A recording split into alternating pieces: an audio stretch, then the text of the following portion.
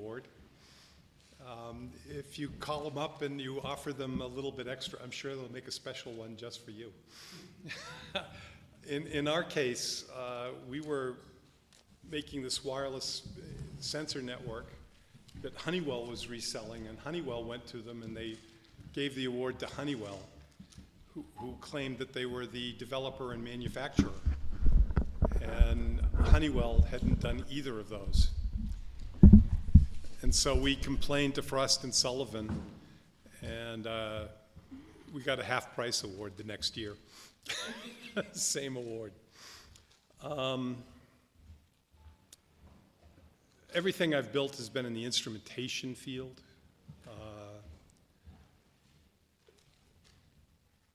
If you hear of a nuclear reactor melting down in France, you might not find me because I built the instrument that measures the depth of the water in the reactor, and then the instrument that opens and closes the valve to give it more fresh cooling water. Been an entrepreneur for 40 years. My successful company was Adaptive Instruments, who made instruments for most of the big process control companies. We would private label to Honeywell, ABB, Foxborough, Invensys, a bunch of companies, Mason Neilson. We sold to end users through the Accutech brand as well. One of the problems when you're making instruments is you have to look at your customers, and they're generally big companies. And big companies generally only buy from big companies. So the only way we were able to really sell anything was to private label the product through another big company.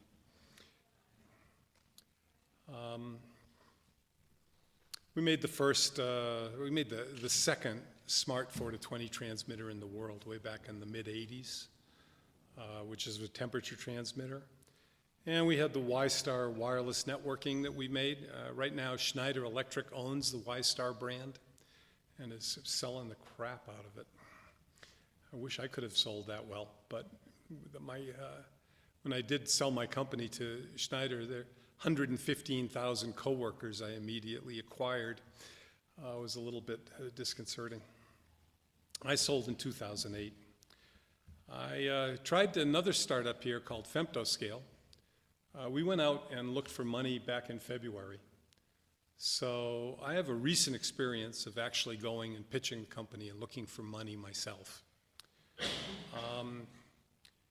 We're going to give you some non-conventional wisdom along the way, because over those last couple months, I learned a lot actually going out in the modern world and trying to finance this while being a professor and actually teaching and studying the subject. We had raised $2 million in SBIR grants from the federal government for Femtoscale. We went out with our product, and we had talked to the local investors through the RVC, and also I had made contact with a bunch of non-local investors, and I had $950,000 penciled in on term sheets. I had some checks in my hand. And we'll get into this later. We ended up shutting the company down instead of taking the money. That's where the non-conventional wisdom part's going to coming up. I've been a professor for 5 years now, teaching entrepreneurship for engineers at DU. It's a graduate level course, so I've had a few grad students take it as well. And I've been an angel investor. I've looked at over 1,000 companies. I've reviewed 10 in depth, doing due diligence, being due diligence lead. One of the companies I've done due diligence for is P2BI, which is one of the RVC's big success stories. They must have raised $7 million now through the Rockies Venture Club. It's a fintech company where they loan money to companies that need receivable financing.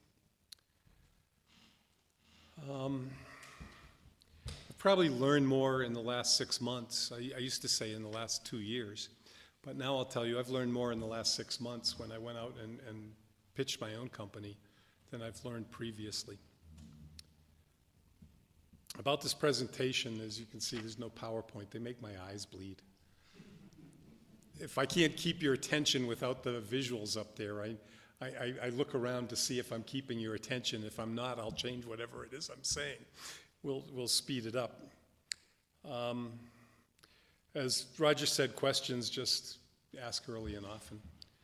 And this is the third time I've spoken to this group. What does an angel want? I think I'm going to change it up a little bit this year. I'm going to contrast it between what an entrepreneur should want and the differences between what an angel wants or what an investor wants and how they contrast to what you as an entrepreneur should want, because they're different things. And actually, the misalignment is bigger than you might think. Sir? Yeah? Just Paul's good, or any your favorite slur. It doesn't matter. Hey, dude. Yeah. No, I'm just kidding. Paul, so you said you're like doing a lot of pitching. I'm sure you've like been successful with your other ventures. Why aren't you just going to self-fund whatever you're trying to do? So I self-funded my first one through bootstrapping. The approach I took to not self-fund this, which I could have done, could have written the check, was if I can't convince enough other people that this is a good idea, I've fooled myself. And so I was looking at it as a sanity check. Is this a good enough idea or not? Okay? And I'm at the far enough along in life, so let me give you a cute story. About 3 years ago, when I was at a investor meeting in Boulder, I was sitting with David Gold, who's with Access Venture Partners, VC firm in town. And the question of age of founders came up. And I point blank asked him, at the time I think I was 60, I asked him point blank, am I too old to be a founder? He answered me in, well, for those of you who are EEs, it was less than a millisecond. The answer came back before I had finished my question, am I too old? Yes, came back. I told this story numerous times to numerous people. Having gone out and tried to raise money this time around, I'm going to tell you, David was right. I was too old. I couldn't pull the hours that were needed to be.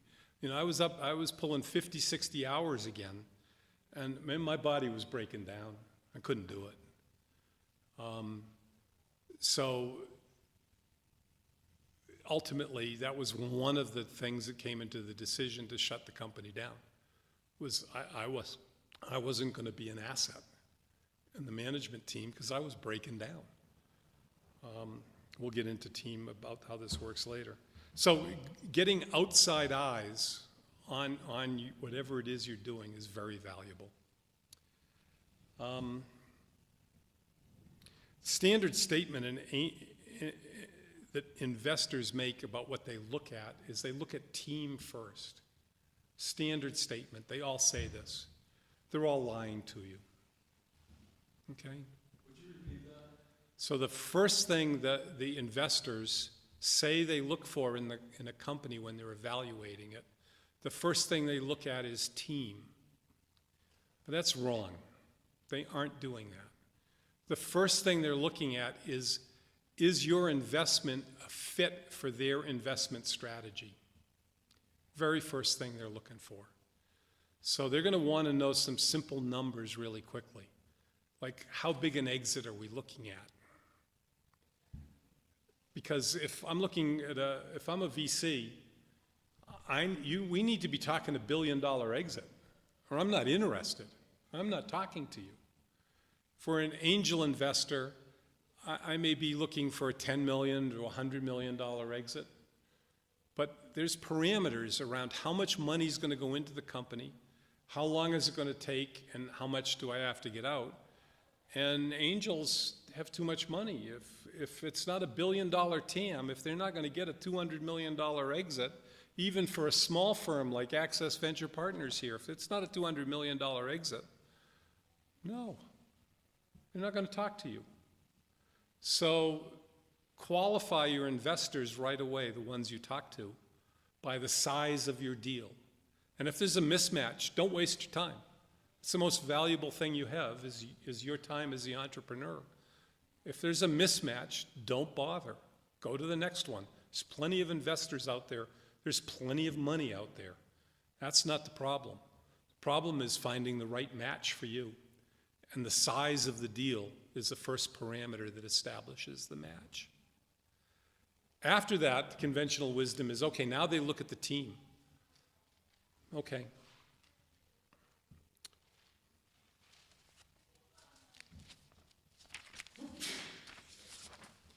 What kind of types of angels do we have? There's two kinds of angels, really, three kinds of angels. You have your impact angels. You'll find most of them up in Boulder. They're looking to do good with their money. Their investment criteria is different. They're not so interested in financial return, although they are, but they're also interested in the other less tangible returns. They're a good resource if you have that kind of a deal. But you want to pitch to them correctly. You want to pitch to them as impact angels. If you're in Denver making a pitch, it's a totally different pitch. Denver investors are very much more interested in financial return. I've seen people make pitches to both groups of investors together. It gets skewed more to being a Denver-type pitch. I've seen them make the pitches individually and have totally different pitches. In fact, we did that ourselves. We made the pitch to the RVC meeting, then we went to Boulder and we made one set of pitches, because we did have an impact angel type product. And we were in Denver, we made an entirely different pitch. Totally different emphasis, different slide deck, different everything. Know your investor. You need to know your type of angel. And then inside of that, inside your financial investors, you've got a group of financial angels that are concerned that your deal might be too big for them and won't get in it, mostly because they're not so financially astute and they're worried about what happens with the next round of investors comes in and what's the dilution going to be. And they don't do those numbers very well, and they feel like they're going to get taken advantage of in the next round. And there's another group who's very much looking for that, looking for a bigger deal, and going to be very comfortable with that dilution coming on later, looking to be the first round investor. And I'd really say there's those size angels. And you've got the types of VCs. VC firms will limit themselves to certain investment in certain areas. And you don't need to go talk to a firm that if you're building electronics hardware and they invest in web software, you don't need to go talk to them because they aren't going to invest in you. Okay, you need to know what kind of thing they invest in. Most of the VC firms will have on their website a list of their portfolio companies. You can see the kind of company they invest in and focus your effort on the ones that are applicable. And don't waste your time for the ones that aren't.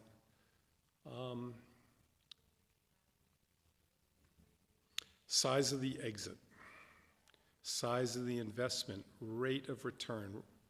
All three of those things are important, but for angels, the rule of thumb is they're looking for a 10x return on their money in 5 to 8 years.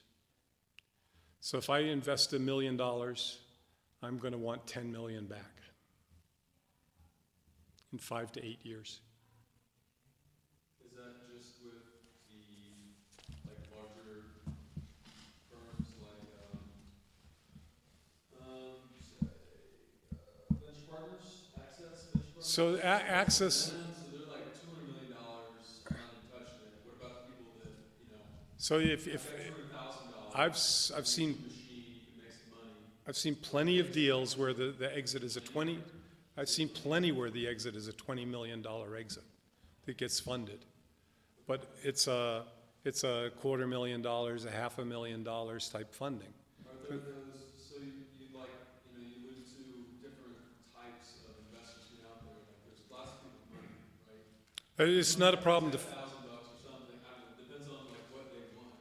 it's not a problem to find the money. Find somebody that has, $200,000 or, that expects less, is it like a linear, what they expect? No, everyone's expecting the same size return.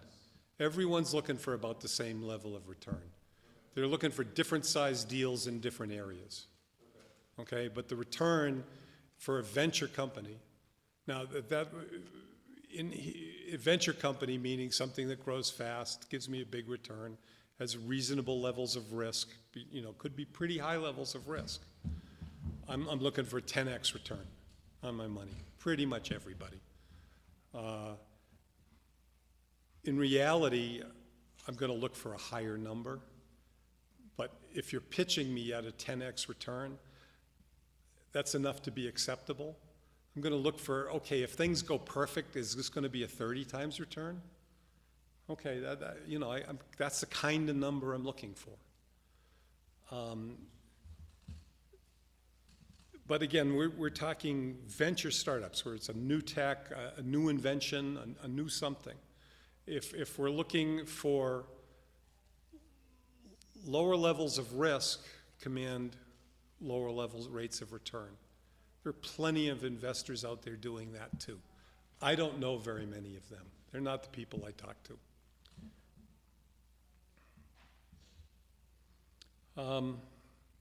So what you're really doing is trying to find the match, your deal against the investor that invests in those kind of deals. Knowing someone who's done a comparable deal is key, because he's going to have a list of people to go to. Finding out who to talk to and not wasting your time is very important. Yeah. As an entrepreneur, should I pre-address the old investor, new investor issues somehow, or? Should address every issue, frankly, but I'm not sure where you're going with this, Roger. Well, like, if I'm doing my first round of investors, Oh, yeah. but then they have a concern about dilution, the next round. Sure, you need to show how much money you expect to need to raise to get to your exit. Like, plan ahead. If I'm going to need 3 rounds to get there, I need to know that on the first round. You can't surprise me with that. I need to know, because I got to be able to calculate the dilution. We all know that it's really hard to predict how many rounds you're going to need. Your biggest problem is if you grow too fast. You're going to need more money sooner, because growth brings its whole demand, a whole nother demand for cash on you. So it might be the very best thing. You're growing so fast, I need to raise a whole bunch of cash. And you may have to give up more of the company than you want to, because you need the cash now and you don't have any choice. And so planning that whole rate of sales ramp, rate of cash requirements, all of that stuff is all very important.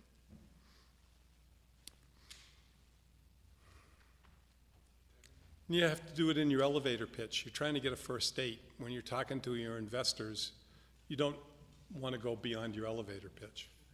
You got 20 seconds to qualify the investor. It takes a lot of wordsmithing to qualify, to take your deal and shrink it down into a 20-second pitch. Can be done. I've seen it done. It works, but it's a lot of work to do it. I teach it in class. Yeah. You said you've been pitching certain ideas. Can you give us like a pitch of one of your things that you're working on or have worked on, like some project? Sure. So I'm with Femtoscale. We're working on an air quality monitor for asthma. We're looking at a TAM of about $1 billion a year. Right there, I've qualified. It's an impact angel. We're going to prevent asthma. The size of the market, I've done it in 10 seconds. I'll get a question. Most people, once they hear it's a TAM of $1 billion, you've got everybody's attention, okay? You got everybody's attention. You talk about a TAM of, $1 million or 10 million, a lot of people are gonna walk away right there. You got a TAM of $1 billion, they're gonna ask a question back. You're gonna see which way they go. Yeah, we're measuring the small particles in the air. It causes a reaction in your lungs. That's what everybody believes causes most cases of asthma. About 13% of the population is affected with asthma at some level. I can sit down with the market numbers and give you the exact numbers if we want to go to my spreadsheet. But what I'm looking at is their first response is going to drive me in a totally different direction. I need to know everything about my company and my product so that whatever their first question is, I can answer them quickly and with something that's on topic. And I've got a second date as soon as I do that. And that's all I'm trying to do is get a second date. Okay? So then everybody starts to want to talk about team. By definition, one man is not a team. You need more than one person. No one's investing in one person. It's the old proverbial bus problem. What happens if you get run over with the bus? Where did my money go? One person, it doesn't work. I had a team of 6. I had 2 PhDs. Did we have a good enough team? Probably not for the size deal we were trying to put together, as it turned out. Experience, is it good or bad? I gave you the story about me being too old. We brought my son in. We made him CEO. He's 26 years old. He did the pitching, not me. No one had a problem with this. What's his experience? 2 years of working for Dad, and 2 years before that working at another company. Graduated as a EE from DU. Not a problem in the least for any of the investors. Okay? Age is no longer experience. Experience may be a bad thing. Certainly age is. I was talking to a woman who had a Fitbit type watch. She had developed it. She'd sold 15,000 of them. You know, she was well down the path. She went and made the round of the VCs in Silicon Valley. They told her she was too old at 42.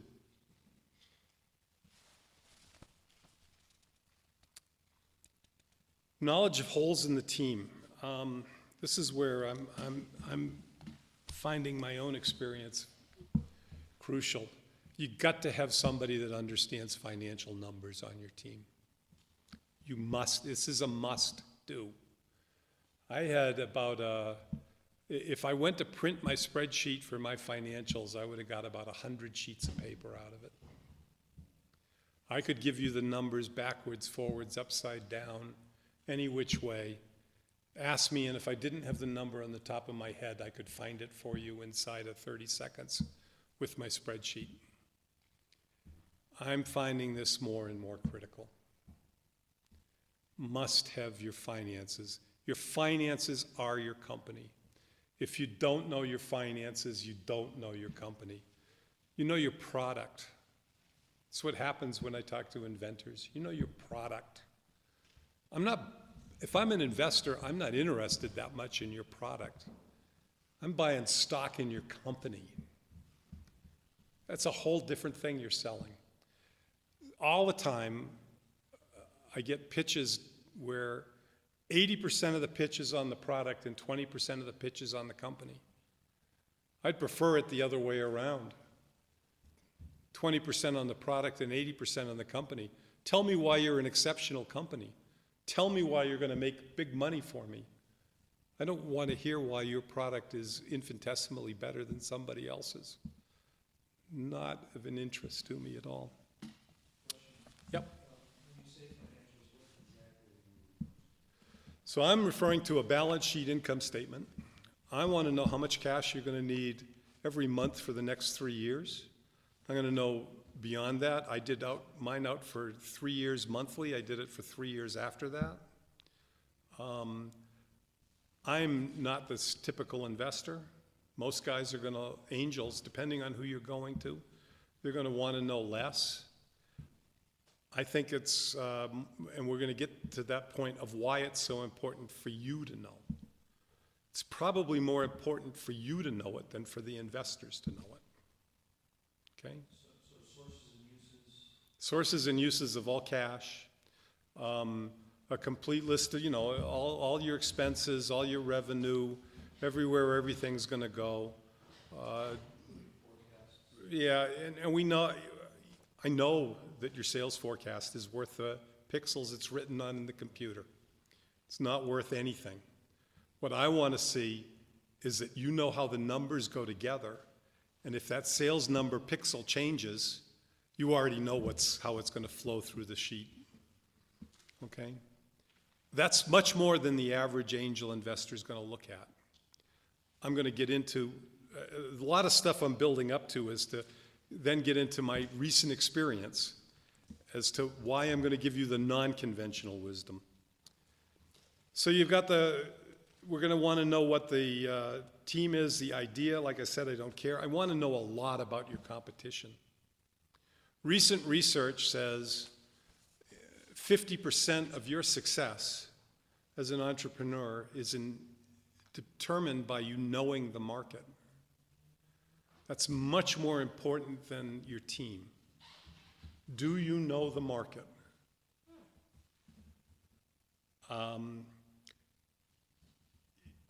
The investor, by definition, isn't going to know the market. You're going to be able to convince them that you know the market. You're probably going to be able to convince them you know the market even if you don't know the market. Because he isn't going to have enough time to actually go do the work. But 50% of your success is based on you knowing your market in depth. Recent research coming back. Team is probably down on the 20 to 30% level of success. You knowing your market is 50%. We're going to want to see that you have IP protection. The investors are all over that. They're more concerned about it than they ought to be, frankly. Why is that? Your IP protection isn't going to do anything for you when you're a little company. What it's going to do is it's going to make your exit larger. That's why the investor is so concerned about your intellectual property at the beginning, because he's only concerned about your exit, not concerned about you protecting it to the point of your exit. He's concerned that if you don't have that intellectual property, you won't have a good exit. If it's a medical device, some sort of medical device, you want your IP even before you go looking for money. You want granted patents. It's such a long process. Go ahead. You want granted patents if you're doing a medical device or a medical thing, almost before you start looking for money. The reason being the development cycle is so long, and so much of the exit is determined by you actually having patent protection, that it's just probably 80% of your value is your IP real in a medical device. The rest is, do you have the FDA cert? Those two things are the whole thing. Probably you want to be looking at an exit the instant you get FDA approved is when you want to be thinking about doing an exit, because you don't want to be building a sales force. Yeah, you want to let the acquirer build the sales force. They already have the sales force. It's just another thing that goes in there. So typically, you have your granted patents in, and then you get the business going, and then you're really keen on the FDA. I've seen lots of people that won't even start the FDA process until they have the IP. Because the FDA process is so expensive and so lengthy that if you don't have the IP, you can't do it. It's just too risky. So that's some of the reasons why medical devices take so long. You've got to get your IP in place. So What is Jim Kasich, who's a local entrepreneur that I know who's done multiple medical startups with multiple medical exits. He goes looking for IP that's already established and patented, and the inventor failed to get the company off the ground. And he picks up the pieces and runs with it. But he'll only pick up the pieces if he's got enough granted IP to make it worth his while. So there's a whole cycle to that for medical devices. It's all about the exits. Are you protected? What's your exit going to be? I had multiple patents applied for. That was enough for my product. Okay. Were we going to get them? I honestly don't know. But they were applied for, and that was enough for the investors.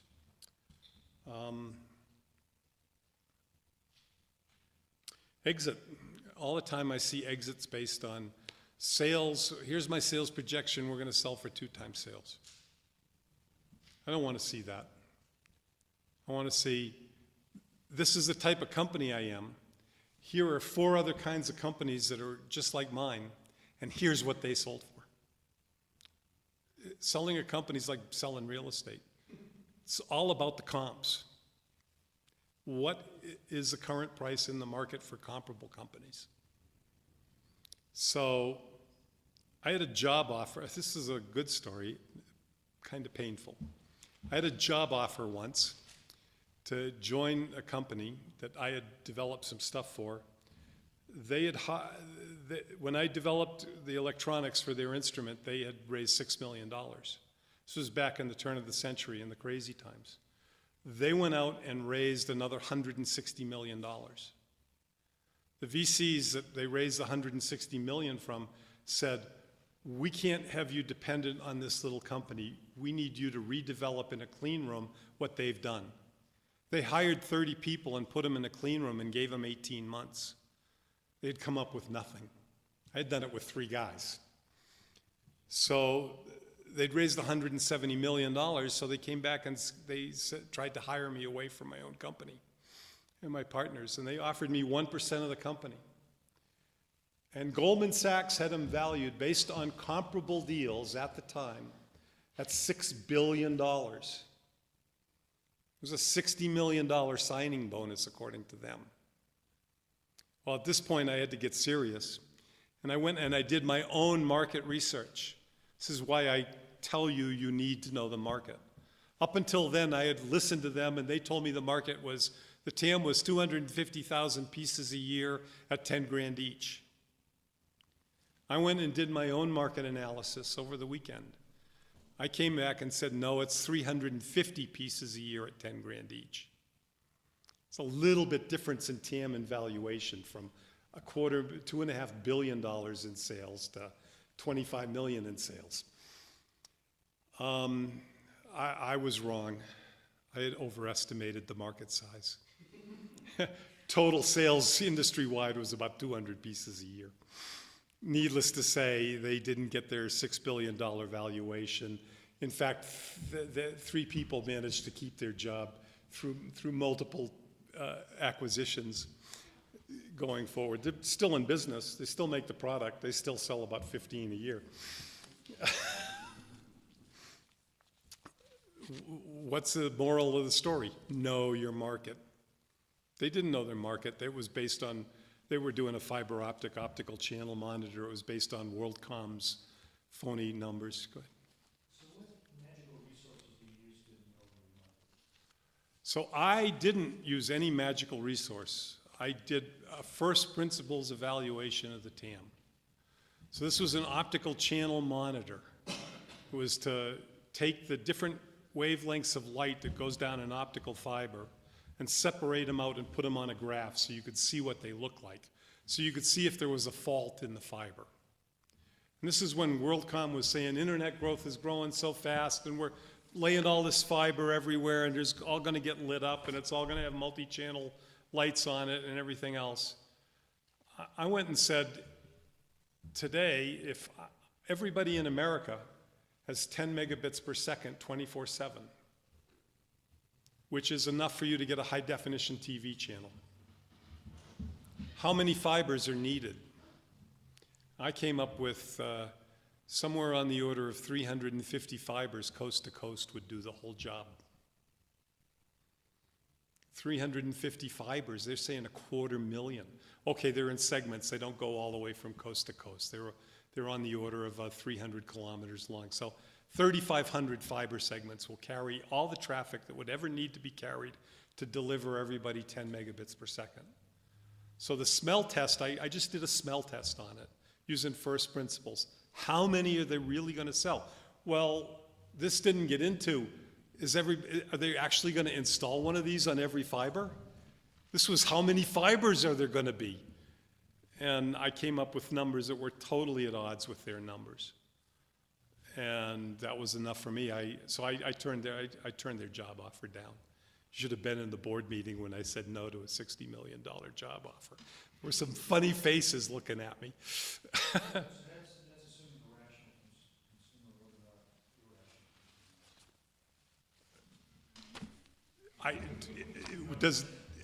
irrational? Irrational. So the one I was doing was for the air quality monitor. The air quality in your house is the worst air quality there is in your house. There's no HVAC code in your house. We went through and we looked at the number of dwelling units, remediating the air. Right now, air quality issues are reckoned to be the third largest killer in the US. More people are dying from COPD and asthma effects, and it's turning out that heart disease is probably caused by these ultrafine particles in the air. It's all in your house. You go outside, you have no air quality problems. You go in a commercial building, you have no air quality problems. You go in your house, and everybody's buttoned up their house so tight to keep their energy bills down that the air quality is awful. Well, it turns out the remediation is fairly straightforward. Do I even need a sensor for this? We were making the sales projection, everybody's going to need a sensor. It's going to be on the order of $3,000 to remediate everybody's house. We're going to sell a $200 sensor package. We went through the number of dwellings. We did all this. Honestly, I think the governments are going to treat it like a smoke detector slash CO2 monitor. Ultimately, it's going to be a requirement in your dwelling to have one of these sensors remediation. We were able to make a pretty convincing case for that, looking at the health effects. Do I really believe it? No, I shut the company down. Could I sell it? Yeah. I could sell it to investors. They believed it. Did I believe it? No. So, what time are we at here, Roger? How much time do I have left? Much as I need, huh? Not much as I need. Okay, so what am I getting to here? And this is where I'll break in and to my flow. You're doing a startup. How many startups are you going to do in your life? 10? I couldn't do 10. It was way too much work for me. I figure I got 3 in me. I did more than that, but I killed several of them so quickly that they don't really count. That's what I was going to ask you, where's the threshold? No, to go to the point where you went and looked for money. Okay. The point where you went and looked for money. How many startups are you going to do in your whole life? Remember now that I'm being told that people that are 40 are too old to raise money. How many are you going to do? A couple? 3? So I've been teaching entrepreneurship for the last 5 years at DU. And I've used the conventional wisdom in the conventional textbooks as to how to teach entrepreneurship, which are all written by investors.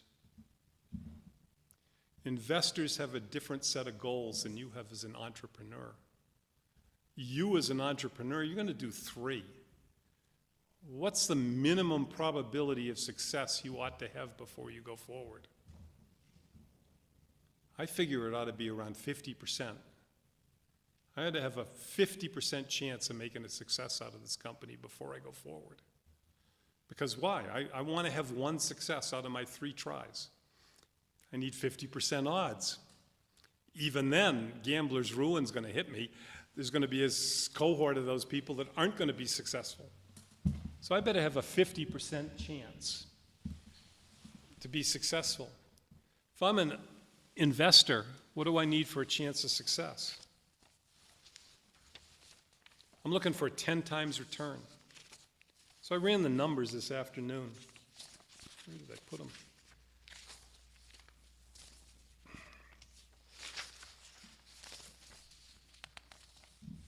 Oh, here they are. No, it's here. So I did an internal rate of return, an initial investment of $100,000 as an investor. I'm looking for $1 million back in 5 years. Well, actually, I did a return multiple of 15 times. So I put in 100, I'm looking for $1.5 million back. It's an internal rate of return of 72%. Right now, the average statistics say angel investors get an internal rate of return of 28%. They get a 28% return on their total money they were investing in high-tech startups. In order for me to do that, I've got to actually get a 28% return in 5 years. My 100,000 has to turn into 340 grand. So if I'm only investing in deals that are supposed to return me $1.5 million, I only need a probability of success of 0.23. I need a 23% chance of success for me to make my internal rate of return. You, the entrepreneur, you need a 50% chance to ever see any money. It's actually worse than that because we aren't talking about stock preferences and everything else that goes into it and what happens if you miss your timetable and on and on and on. You really need a better chance. So 50% is probably minimum. We got a mismatch. The investor has more money than you have time. That's what I'm only, this is a first class, first group I've taught this to because it's only come to mind in that what happened, why did I shut down my own company? I didn't think I had a 50% chance. I didn't think when I got all said and done I had a 10% chance.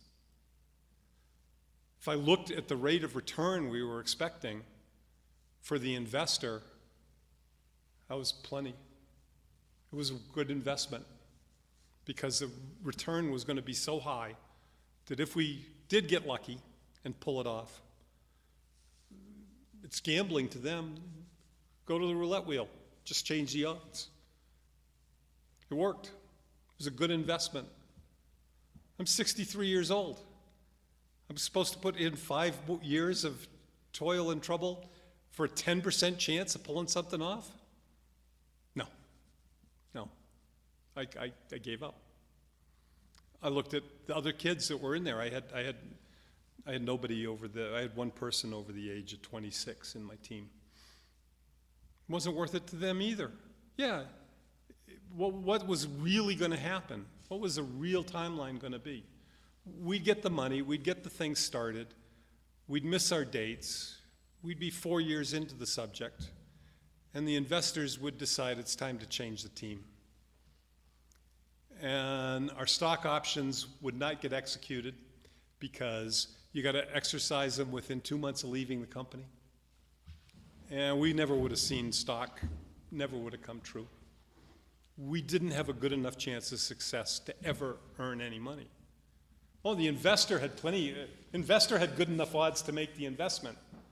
Entrepreneur didn't have good enough odds to put his time in. That's not the conventional wisdom. This is a totally unique set of circumstances I'm talking about here. What else did we do differently? Okay, so when you go to get your investment, I had $1 million lined up. I'd already raised $2 million through the federal government. I had $1 million lined up. I had the investors Sign term sheets. We said we were going to do a technical due diligence. I've been through multiple due diligences with multiple companies. Basically, the angels in Denver, when they do a due diligence, is they look to see, they look for about an hour on the web to see is there any competition. They look for a few hours to find out, have you ever been arrested? Have you ever been convicted of securities fraud? Background check. They'll do a little bit of work to see is the technology what you claim it is? Yeah, a day maybe. And they'll make a judgment based on that. Well, if you're making your judgment based on that, you're doing yourself a disservice. Because it's way too easy to convince yourself you're going to be successful when you have no chance. And you've only got 3 chances. It's way too easy to convince yourself you're going to be successful. You need to, that's where I come in up with, you need to really know your market. On the surface, I knew my market. I'm pretty sure that inside of 15 years, everybody's going to have a particle detector in their house. It's going to be required by law, just like a CO2 monitor. That's 15 years from now. Okay, I could say we're going to go do this and early adopters are going to do it and the market's going to be this size and I can show you a nice growth curve and I can do all that stuff. Do I really believe it? Yeah, I believe the soccer moms would have gone out in a hurry with their kids that got asthma and done the remediation on their house. Yeah, I believe there was an early market. And I believe then there was going to be the valley of death. And it was going to go years while you tried to negotiate this to get it approved by the government. And then it would finally take off. Sometime about around my 80th birthday. Okay, my son's 26. He wouldn't have minded. He'd have been okay with it. But you're never going to be with the company for that long. What's going to happen with the investors once you sign up with the investors? Whatever you put out for a sales curve, you're going to make that sales curve. Or you're not going to be there in 4 years. They're going to replace you. So if you put out a marketing plan that you aren't fully on board with, you're just setting yourself up for a company to be a success, for the investors to make money, and for you, the entrepreneur, to come home with nothing. Come home with a nice experience of 80-hour weeks for years on end. Probably 2 divorces if you're, normal through this. You got to ask yourself, do you really know what you're doing? That's what I mean. Do you know your financials? Do you know your market? Are these things real? Do you really believe them? Then you got to go through your risk stairs. How many people know how to value a company? What valuation method would you use for valuing a startup company? Do you have any good resources for market analysis and Yeah. general, checking the background? I don't. And I don't. I teach the subject. I looked for textbooks on it. I've gone in and sat in on the marketing classes. No, it's not out there. So I say you got to go to first principles. How many people really need this? What's the cost? What's the benefit? Do they match up? So that's the first principles. What's the cost? What's the benefit? Do they match up? Yep. That's first principles. Do they match up? If it's going to cost more than the benefit, why am I bothering? If it's going to cost X and the benefit is 1.5 times X and I'm selling to a consumer, why am I bothering? Because the consumer is not going to buy it. If I'm selling to a large company, well, maybe they'll buy it. Don't know. If the benefit's 10X the cost, everybody's going to buy it. What's the benefit of Facebook? It's free. What's my cost? I got to sit through ads. I don't know, I don't go on Facebook, so somebody else will have to answer it for me. What's LinkedIn worth? 26 billion? Why? Because as Jason's told me, because Microsoft's gonna connect up your schedule with LinkedIn so that when you schedule a meeting with somebody, their LinkedIn page is gonna be part of the schedule. So you know who you're going to see right away without doing any work. Yep. Yep. How do you know your market? It's not taught. It's not done well. I saw a company this 15 years ago that had raised $170 million based on the market being $2.5 billion a year. When I came up, it was in the $10 to $20 million per year region. I was right. Well, these guys threw 170 million at it. It's not taught. You're not going to find it in, the investors aren't doing it. They're gambling. Do you use that to qualify like who you're going to accept money from? Like, so if you're looking for funding, so would you not take on a person with a bunch of money that doesn't know anything about what you're doing? I'd take them in a heartbeat. Okay. If I have a chance to rank, if I have it's all me. All I'm saying right now is, I've always talked here about you going out looking for investors. You got to convince the investor. I'm changing my story. I'm saying you got to convince yourself first that it's worthwhile. I couldn't do this with a company that I'd already raised $2 million for and had another $1 million in hand. I could not convince myself it was worth it. I walked away from it. So for these reasons, would you advocate that crowdfunding is a good way to fund? Any funding is a good way. There's tons of money out there. Raising money isn't the issue. And if I was to sit down with you, if you did what I did, and I studied the subject, I teach the subject, I studied it. I know all the local investors before I asked for money. It's probably the key thing you need to do, is to know the local investors before you ask. If you know them well enough, then there's a basis of trust between you and them. It's a lot easier to raise money. When you come in cold, there's no basis of trust, then it's not as easy. It's still easy. There's a ton of things you got to do right. But I could put together a cookbook of what they are. I haven't seen one that I would believe. I haven't put together such a cookbook. I just went and did it, and it worked exactly the way I expected. And I had all the money I needed, all signed up for. I had it all signed up before we made our first pitch. I already had the verbal commitments. Okay? Once you receive the money from your investors, what are the legal requirements for tracking that and such, for covering expenses and anything else? Is there any kind of legal format for So you're going to have it's a blank piece of paper, whatever you set up with your investors. It's a blank piece of paper.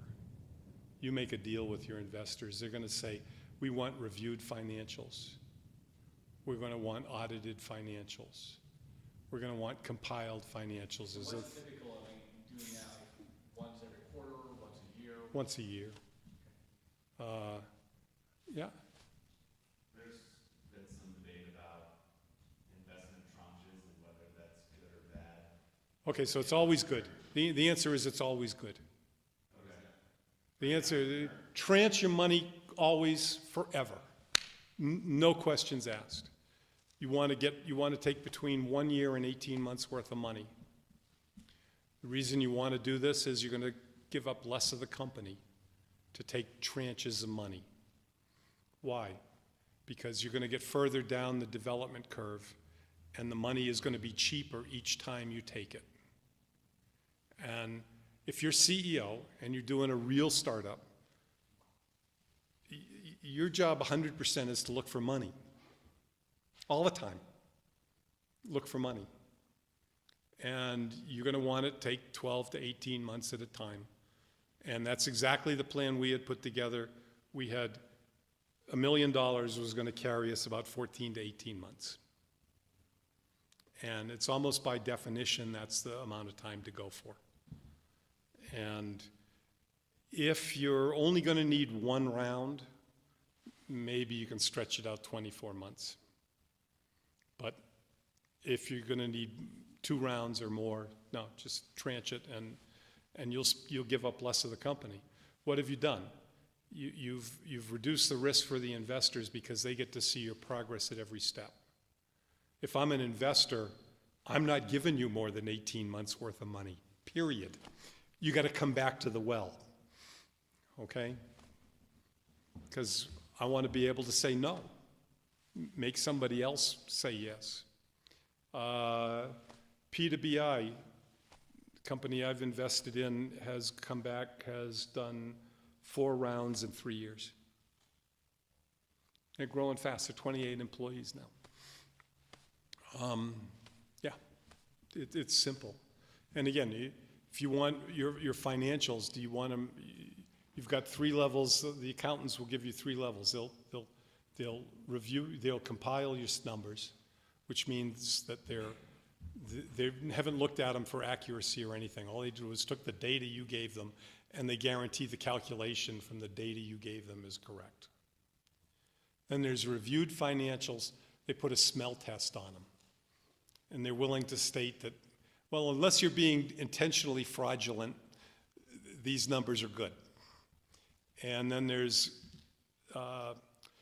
audited statements, which is we're going to find out if your fraud is at a reasonable level. If you're really good at fraud, they won't find it.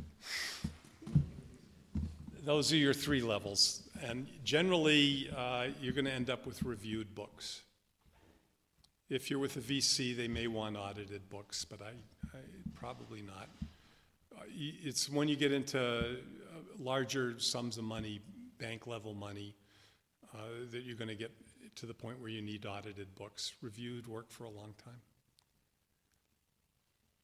So we get into risk stairs. We want to do an analysis. Is this investment worth it? Either way. Is this investment, how do I value what your company is worth? Well, there's the engineer method. Oh, this company's got 6 engineers that are worth $6 million. Seen it used.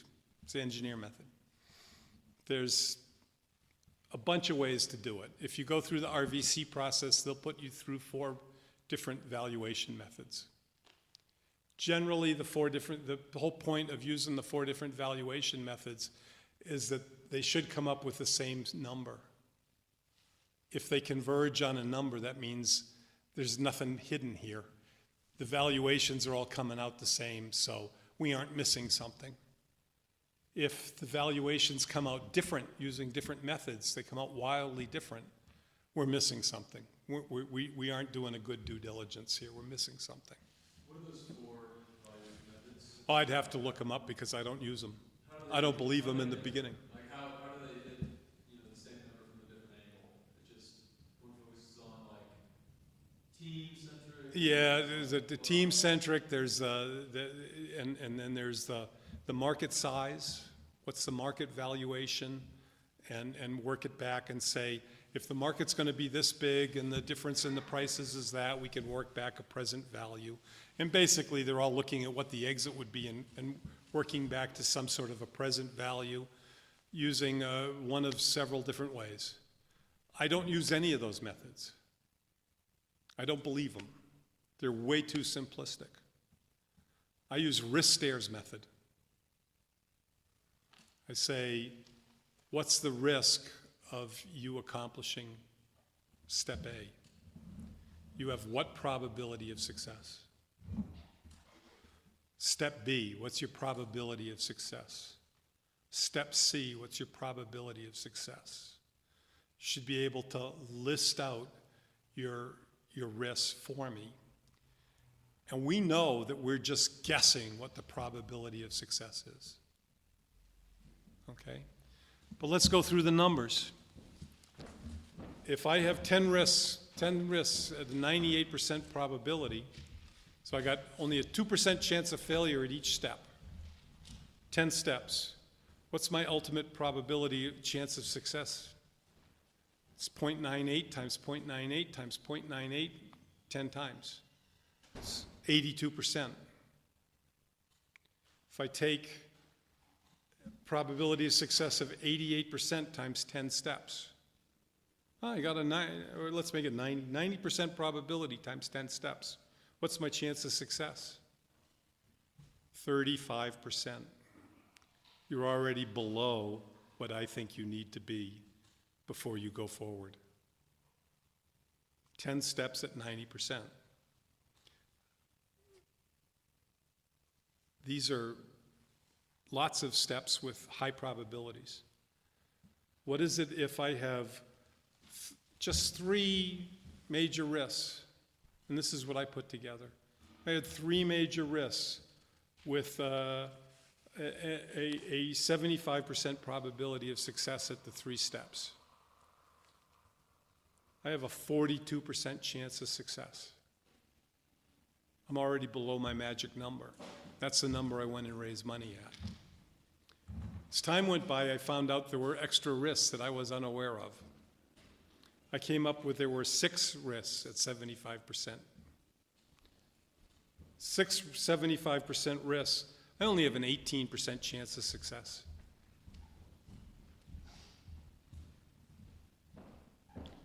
That's why I recommend risk stairs. It gives you a realistic, it's like I said, doing the marketing with the real numbers. The risk stairs gives you a realistic probability of what your chance of success is. Yeah, I'm guessing on each one of they're big guesses. What I'm really saying is, do I have lots of steps with little risks? Well, I can afford 6 or 8 of those. Do I have big steps with bigger risks? I can afford 3 of those. Really, all I'm doing is counting the number of steps. My rule of thumb is if I've got 3 major risks in the 70% category, I'm still okay. I get to 4, I'm not okay. I came up with 6 in mine. Not even close. Okay? When it comes to those steps that you're looking at, I mean, are they like classical, this is an important part of a business step, or are you saying just like, hey, the technology's LED lights? Yeah, so I'm a tech company, and I'm building something. It isn't, I've done this before multiple times with instruments. I get an instrument to some point, I can tell you I'm 90% of the way there, I'm 95% of the way there, I'm 98, and I'm correct within a noise, okay? Market, what's my market? Oh, that's a lot more risk in what's my real market, okay? That's a big risk step. You just wait it out. Yep. I've got another one, what's my competition at? So what was the big event that caused me to give up on my own company? Larry Page at Google, turns out he's a health freak. And in 2010, he invested in a company to build the same product I was building. I started in 2014. He didn't tell anybody. He went out and he found the guy and he funded him, and he did it in deep stealth. They came out of deep stealth last November when they had raised another $25 million with 6,000 pieces in the field in beta. I didn't have a single piece in beta. I had a piece in the lab that we were still having difficulty with. All of a sudden, I went from no competitors, I went from competitors that were making junk to a Google-funded competitor at $25 million worth of funding. The business plan I was putting out was, I need $2 million more to get to market and we'll bootstrap it. I'm not going to compete against $25 million worth of Google money, not to mention They got an infinitely deep pocket. Not to mention, Larry Page is very interested in cleaning this problem up as an angel investor. He's going to stop asthma. I'm dead. Why don't you say, hey, we were doing the same thing, We did. and he said no dice? He said, we're all set. Well, as it turns out, I know they then published the scientific papers. We know the group that was doing the work. They're at Berkeley. His professors were a lot better than my professors that I had. No, it was clearly a situation where they knew what they wanted to do. They went out and found the people, had the money, put it through. As an impact angel, my chances of competing here with the team I had put together at the tech level I was at, okay, we still could have gone forward. There's still money out there for a Me Too, but I would have had to change my whole team, including me, because I would have been completely unacceptable for raising $25 million. I've already had the VCs tell me I won't give you $1 million. You're too old. On and on and on. It was a no-go. What happened? It came out of left field. We knew nothing about it whatsoever. We had heard a couple rumors that this company was in existence. We could not find anything about them until they came public. Went online, they had 13 job openings for double E's off their 25 million. I had my team of 6. On and on, on and on and on. So we had our own IP. They had their IP. Is there a business in what I was trying to do? Yes. Are the probabilities of success good enough with my financial return adequate for me to want to go forward? No. Is there, could it still be, were there other problems? Yes. I'm only kicking off one of the majors. Other problems showed up too, including governance issues, including confidence in the technical team issues. Other issues came up. But what's my chance of beating Google when they got a 4-year head start? 10%? 15%? It's not 0. If I do the financial numbers, it works. We're talking a big pot of gold at the end. Financial numbers would work. The investors would go for it. What was my likelihood of me taking home any money out of that deal? Close to 0. 4 years. 4 years. No. I'd raised $2 million in federal money. I'd been semi-paid, not really paid.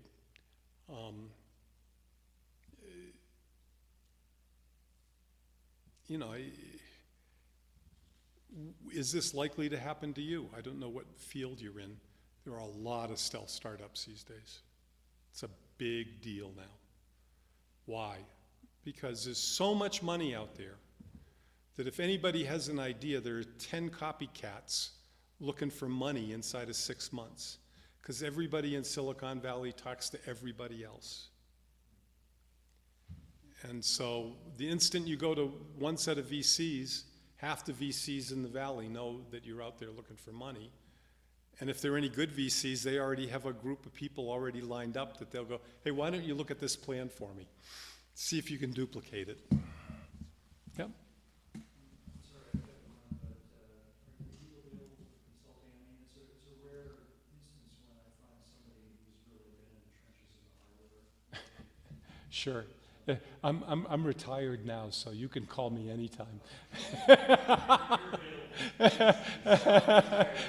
I'm back to 2-a-day workouts, trying to get back in shape. So 978. I'll give you my phone number. You want to contact me? I don't have cards to pass out. I threw them away. They had the wrong company on it. It's on the website. Yeah, it's on the website. You're right.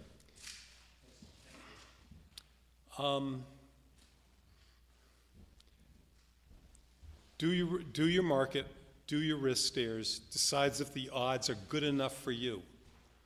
Then we get into stock. Make sure you have some founder shares that are yours, period, that aren't going anywhere. If you can't get any founder shares, I don't know if you should continue. What do I mean by founder shares? You start the business and you own 100% of the company, right? You'll find there are financiers out there that will say, no, you don't. You want the money? Sure. We'll give you a stock option. Stock option is, standard stock option is going to be 4-year vesting on a 1-year cliff. Means that the first year you get 25% of your options. At the second year you get 25%. They're stock options. It means when you exercise a stock option, you have to look at the strike price. What's the strike price? Okay, it's a dime. And I got 1 million shares at a dime. I got to come up with $100,000 cash to exercise my options. Well, is the company worth anything when you have to exercise your options? When do you have to exercise your options? Within 60 days of leaving the company.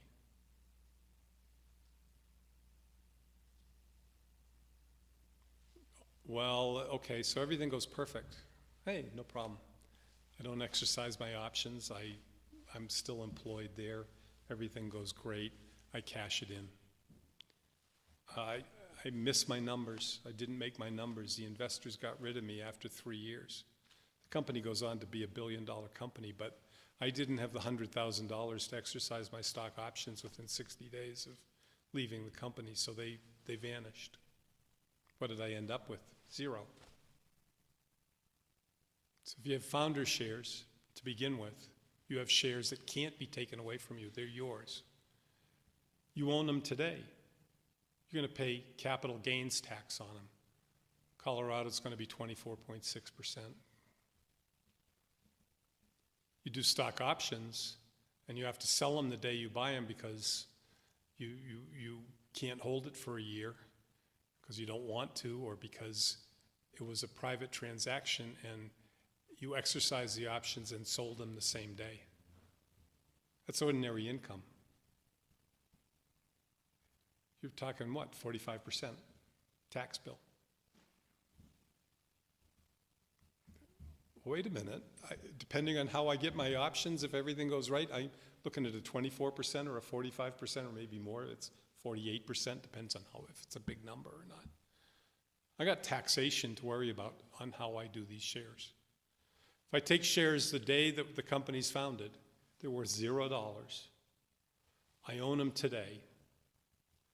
I sell them in a year or after that, it goes at a capital gains rate, 24%. I've seen term sheets where the investor, the VC, will not allow this. You want our money, you're getting a stock option, period. Should you do it? I had the same problem. Should I do it? 63. No. I'm not going to be there long enough to look into the timeline. I've known guys, I used to coach a ski team at UMass Lowell. I used to coach the club team at DU too. I had one kid who was a computer programmer, went through 8 different startups. We kept in touch over the year. He was an assistant coach of mine after he graduated. Went through 8 different startups. He had stock options in all 8. He never exercised a single stock option in any of the 8 companies.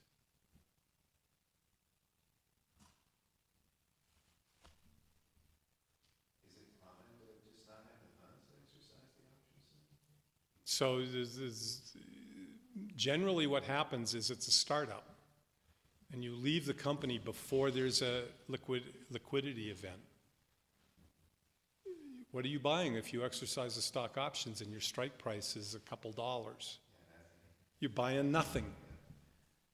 So they're gone. You know, you don't buy them because you leave before the liquidation event. It only works if you stick around until the liquidation event happens. Then you exercise your stock option and sell them the same day, and you pay a 45–50% tax bill. These are the things you've got to be looking at before you go and do your company. What do I think you ought to do? I think you ought to have some founder shares and some stock options. The investor needs protection. What happens if you quit and you already have the shares? The investor's in trouble. He's not going to make that deal. So you're going to quit. He needs to have stock to give to somebody else. Right? So some of it needs to be in an option format. Some of it you've been doing all the work from the day one. You should get some of it. What that ratio should be is going to be dependent on your investor. Where are they going to go with it? What am I discussing here? I'm talking about protection for the entrepreneur. If you read the standard literature, it's written by the investor and it's protection for the investor.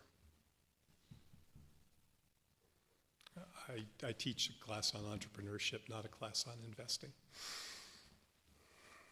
These are the things I've come to teach in the last year through my own experience. The money, it's not a problem, fellas. Money's out there. There's more money that has no place to go. European money is getting negative interest rates right now.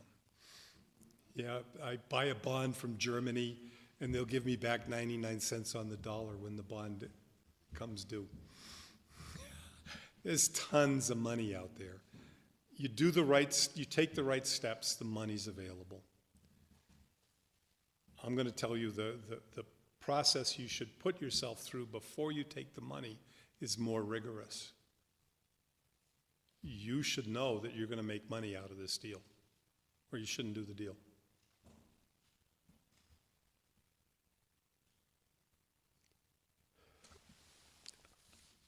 So the moral of the story is bootstrap? Excuse me? So the moral of the story is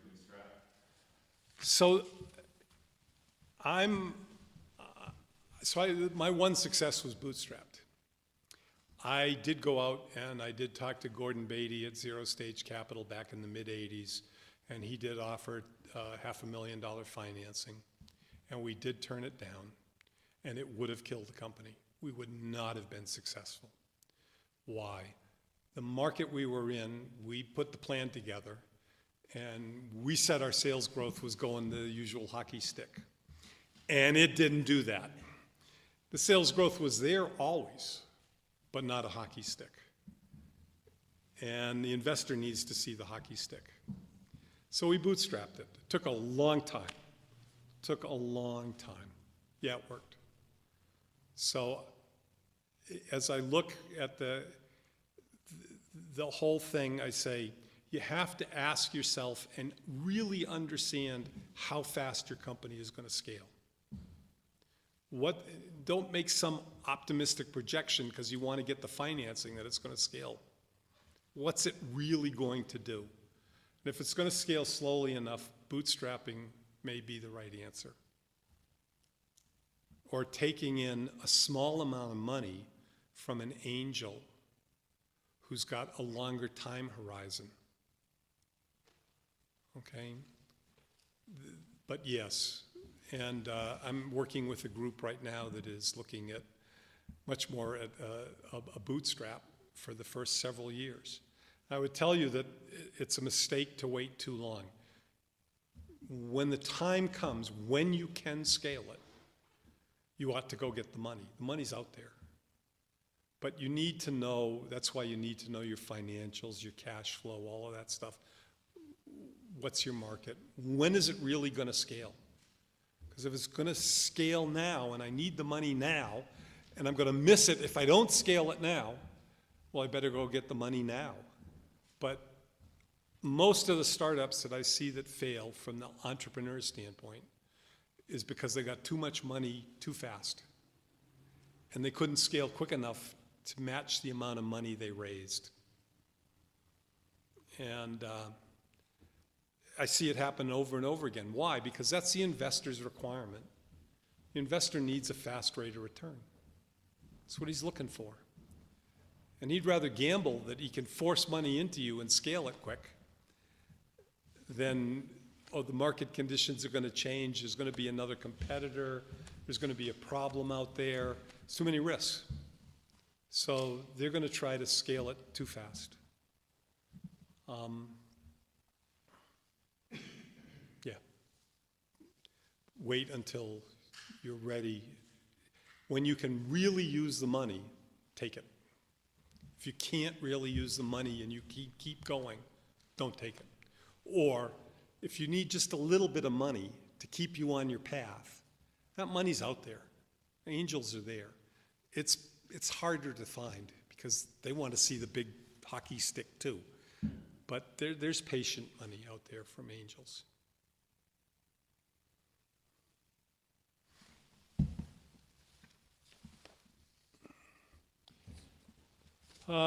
When you are closing your deal, you really need to remember that momentum is everything.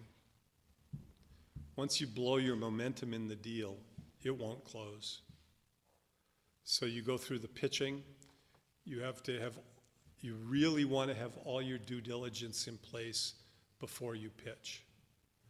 Your complete due diligence package on a disk drive somewhere in Box or in Google or whatever, all the stuff you're going to need for due diligence, because it's a momentum thing. You make your pitch, everybody does their due diligence, it drags on for 2 months, it becomes a stale deal. The investors say, it didn't close, there must be something wrong with it. And they start drifting away just because it's taking too long. And they drift away. Momentum. You want to have your board ready to go as you do a pitch. How do you find a board member? Not easy. How many people do you need on the board? If you're looking for your first round of financing, 3's enough. And the investors are going to add 1. So what do you need? You want 1 company guy, you want 1 investor, and you want somebody who's a trusted outsider. You can go to 5, but it's really hard to recruit a board. Why? Because there's all kinds of liability associated with being a board member. You're legally liable for sexual harassment because you're on the board. Lots of people won't join a board just because of the hassle. It's hard to get a good board. D&O is, D&O insurance, directors and officers insurance is not that expensive, but it really doesn't cover that much. and there are criminal things too now. I mean, there's designated jailbird on filing public papers. There's just so much liability that people don't want to get involved because the liability is too high. I know I won't. You want me on your board? No, I'll be on your advisory board. There's the benefit of the advisory board. I'm not officially on your board, but you can talk to me. You should have an advisory board too if you're a technical startup. What do you want on your advisory board? You want some technical people. You want some local investors. If you're in a medical device, you want to get Praful Shah on your advisory board. He's on mine. He'll be on anybody's advisory board. You have all of these things that you need to do. As I'm putting it now, I've been teaching for 5 years. I got involved with the RVC 6 years ago. We've been through a promotion phase of entrepreneurship. We've been trying to get more entrepreneurs. Well, I've seen enough crappy business plans to last me forever. I don't need to see any more. I need to see some better business plans. We need to be in the improvement phase on our entrepreneurs. There are ways to do this. It's, I've done it before, so I know what the path is.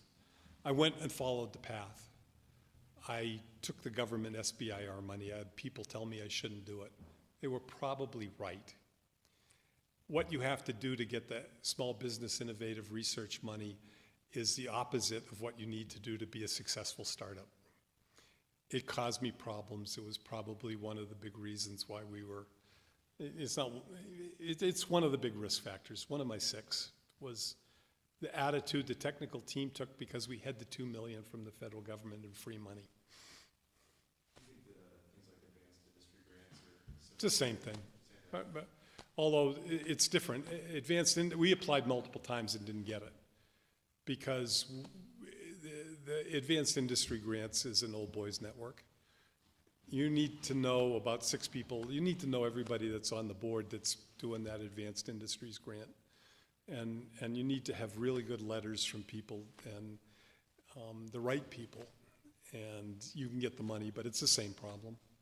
If you're, the process you go through, it takes so long that by the time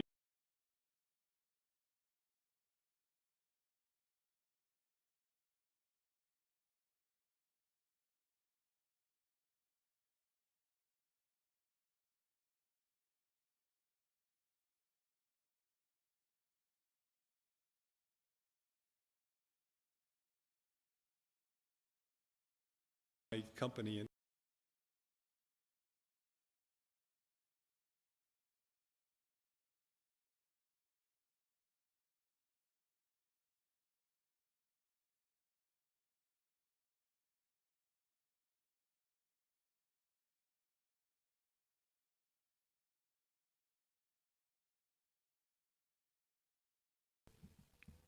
no, there's problems there. It's not entrepreneurial. Without the SBIR money, we never would have gone down the path. We would have stopped right then. That kept me off the streets for a couple of years, but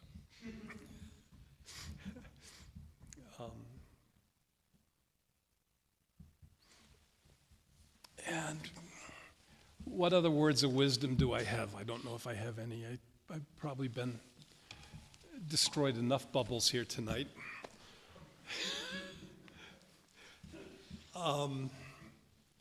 But having just destroyed my own,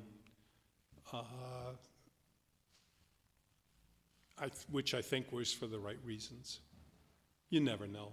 I could have made a big mistake here. You don't know what the future's going to bring. Yep.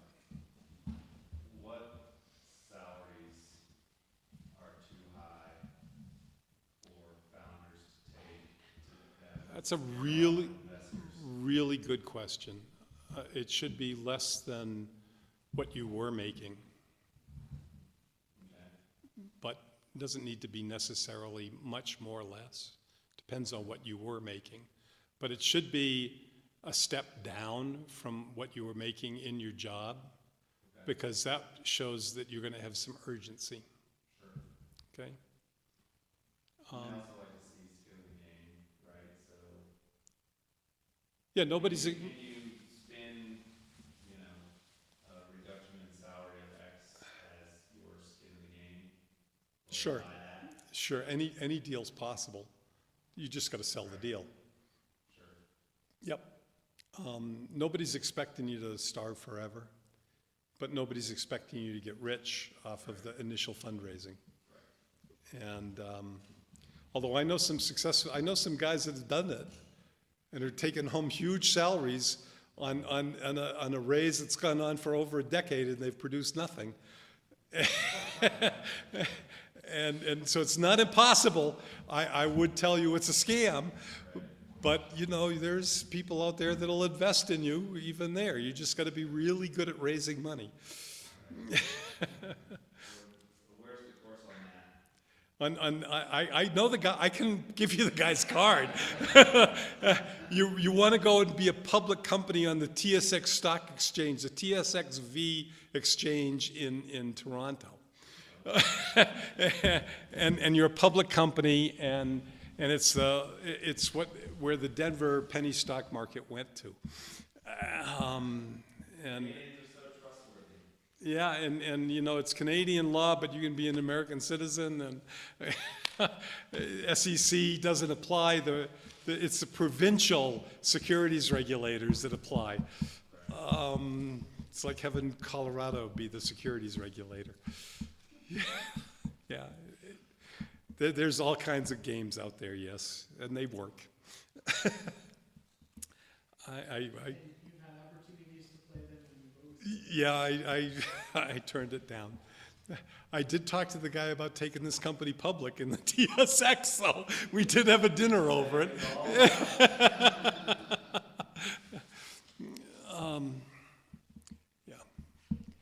Yeah. You know, I could have sat here and done the cookbook of this is how you go raise money. I've done that in the past. I think what I've done is probably more important for you as an entrepreneur is to make sure you've got a good deal before you go and do it. If you've got a good deal, you'll find somebody to help you with the cookbook part.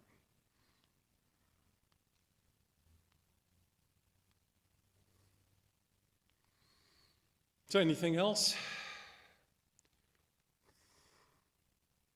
Roger, it's been a pleasure. Am I quitting too soon? I just, like a concluding comment, so I think a lot of, say, founders, you know, when they get their funding, that's their validation, and that says, okay, it's a great business, I got my funding. Right. What it really says is, you have whatever, that 23% chance of success. Right. That's what it's really saying. You- So you're saying, as an entrepreneur, I really should have a higher threshold to go to. I should have a higher threshold, and that should come through in your pitch.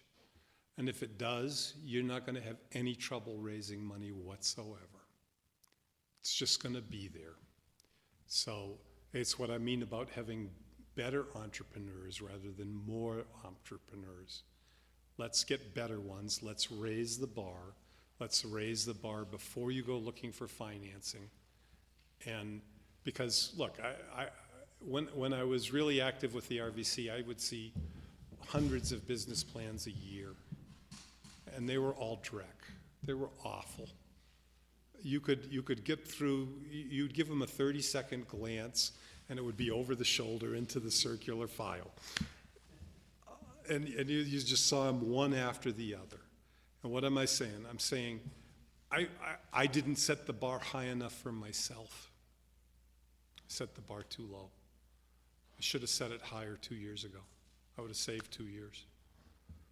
It's really the investor, I mean, they can do dozens of deals. As an entrepreneur, you can do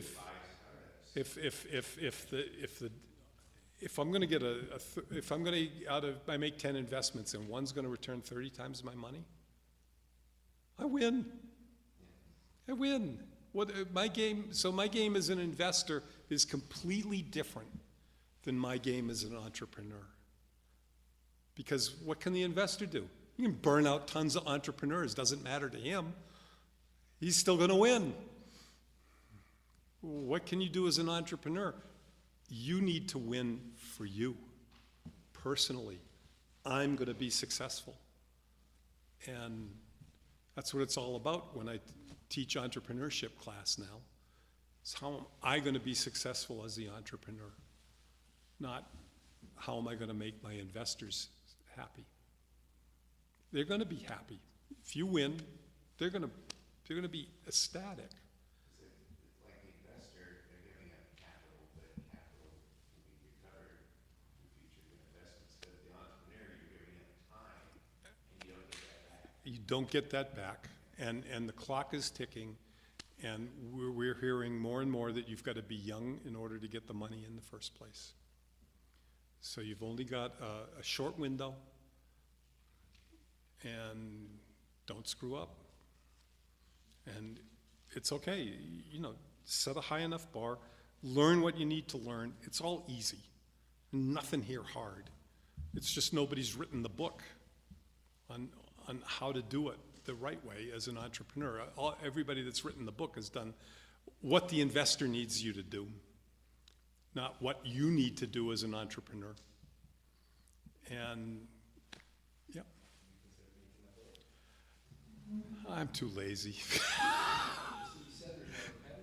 Yeah, I know, but what's my return? Roger, you know, coming here and talking to you guys and getting to see Roger, it's fun.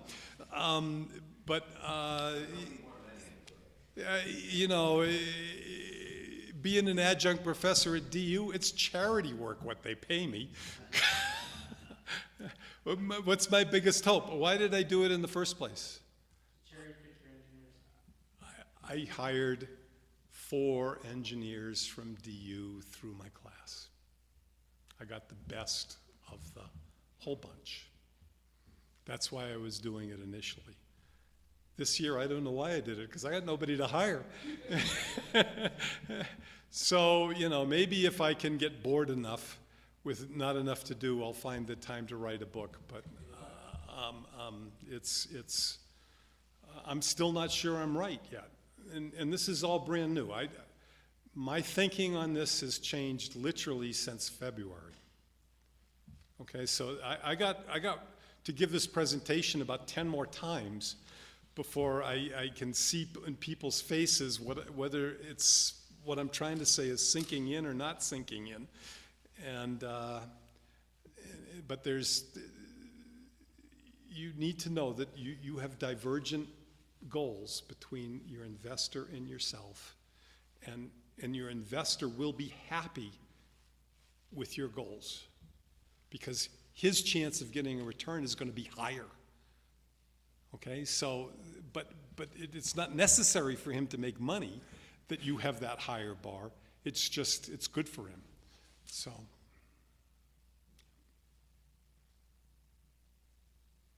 and a closing statement. It's been a pleasure to talk to you all. I hope you learned something. If not, complain to Roger.